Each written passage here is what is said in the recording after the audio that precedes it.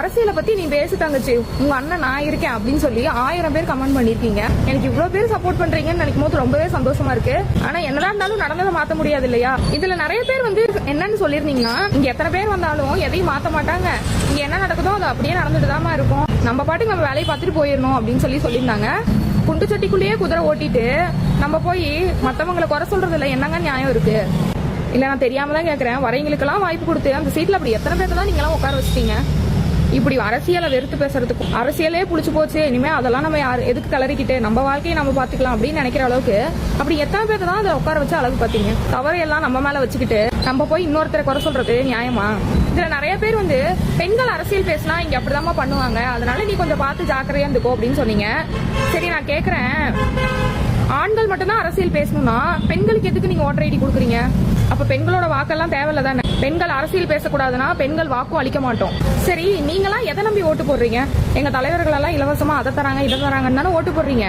உங்க கையில இப்ப போன் இருக்குல்ல, கூகுள்ல ஜெமினின்னு ஒரு ஃப்ரீ ஆப் இருக்கு, அதுக்குள்ள போயிட்டு சராசரியா தமிழ்நாட்டுல திருமணமான பெண்கள் எவ்வளவு பேர் இருக்காங்கன்னு கணக்கு போடுங்க. அந்த ஒவ்வொருத்தருக்கும் மகளிர் உதவி தொகைன்னு ஒண்ணு கொடுக்குறேன்னு சொன்னாங்கல்ல, அதோட இன்ட்டு பண்ணி பாருங்க எவ்வளவு வருதுன்னு. அதே போல ஒரு நாளைக்கு சராசரியா எவ்வளவு பேர் பேருந்துல பயணிக்கிறாங்கன்னு பாருங்க. ஒரு நாளைக்கு சராசரியா எத்தனை பெண் குழந்தைகள் பிறக்குதுன்னு தெரியுமா? இல்ல ஒரு நாளைக்கு எத்தனை திருமணம் தான் நடக்குதுன்னு உங்களுக்கு தெரியுமா? இது எல்லாத்தையும் நீங்களே பாருங்க. அதுக்கப்புறம் தமிழ்நாடு அரசு சிஎம் சீட்ல உட்கார்றவங்களுக்குன்னு மக்களுக்கு சேவை செய்யணும் ஒரு அமௌண்ட் ஒதுக்கும், அது எவ்வளவுன்னு பாருங்க. அந்த தொகைக்குள்ள செலவு பண்ணிட்டாங்கன்னா சரி, அதுக்கு மேல செலவு பண்ணா எல்லாமே நமக்கு கடன் தானே.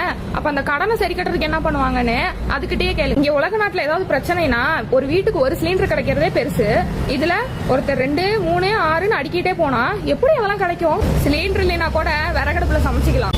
எங்க வீட்டு பக்கத்துல ஒரு பாட்டி இருக்கும், வீட்டு சுத்தி ஒரு 4 காய்கறி செடி போட்டு வச்சுக்கோம். கவர்மெண்ட்ல குடுக்கற அரிசி பருப்பு என்ன அவ்வளவுதான். அந்த பாட்டி ஒரு நாள் கூட கடைக்கு போய் நான் பார்த்தது இல்ல, மார்க்கெட்டுக்கு போய் காய்கறி வாங்கி நான் பார்த்தது கிடையாது. ஆனா நாங்க எங்க குடும்பத்துக்கு வாங்கணும்னா மல்லிகை செலவு காய்கறி எல்லாம் சேர்த்து 6000 ரூபாய் பக்கம் வந்துடும். சரி நம்மளும் அதே மாதிரி விளைவிச்சு நம்மளே சாப்பிட்டுக்கலாம் அப்படின்னு பார்த்தா எங்க நேரம் இருக்குது?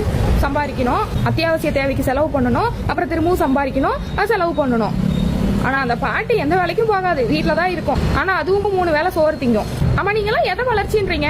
கல்வியில வளர்ச்சி இருக்கலாம், மருத்துவத்துல வளர்ச்சி இருக்கலாம், ஆனா இயற்கையில ஏதாவது ஒரு மாற்றம் பண்றேன், வளர்ச்சியை கொண்டு வரேன்னு பண்ணனு வையே.